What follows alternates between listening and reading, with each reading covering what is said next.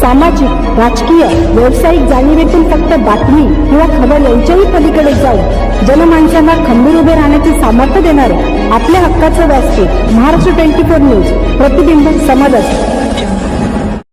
तालुक्यातील सर्वात मोठी ग्रामपंचायत म्हणून ओळखल्या जाणाऱ्या देवघाट येथील परिसरातील 10 ते 15 खेड्यांची ग्रामस्थ विविध साहित्य खरेदी तसेच शालेय विद्यार्थी व विद्यार्थिनी यांची मोठी गर्दी असते.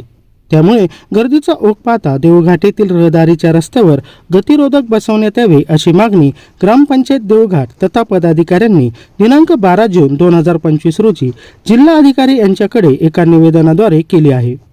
त्यांच्या प्रती माननीय परिवहन अधिकारी बुलढाणा यांना तसेच इतर वरिष्ठांकडे सुद्धा पाठवले आहेत.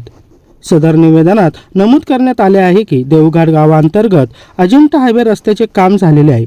त्यामुळे या रस्त्यावरून जड वाहतूक करणारे वाहने जसे महिंद्रा पिकअप व इतर लोडिंग 4 चाकी गाड्या भरधाव वेगाने धावतात.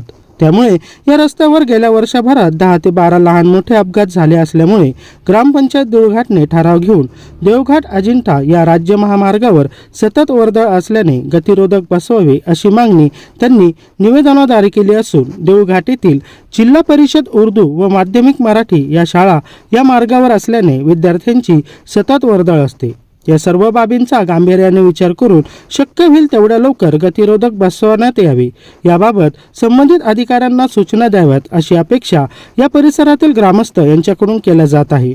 यासाठी ग्रामपंचायतचे सरपंच RR पसरटे, माजी पंचायत समिती सभापती बबलू सेठ, माजी ग्रामपंचायत सरपंच सांडू पाटील, इस्माईल खान, मोहम्मद खान व इतर यांच्यासह गावातील ग्रामपंचायतचे सदस्य व प्रतिष्ठित नागरिक यांनी अथक परिश्रम घेतले.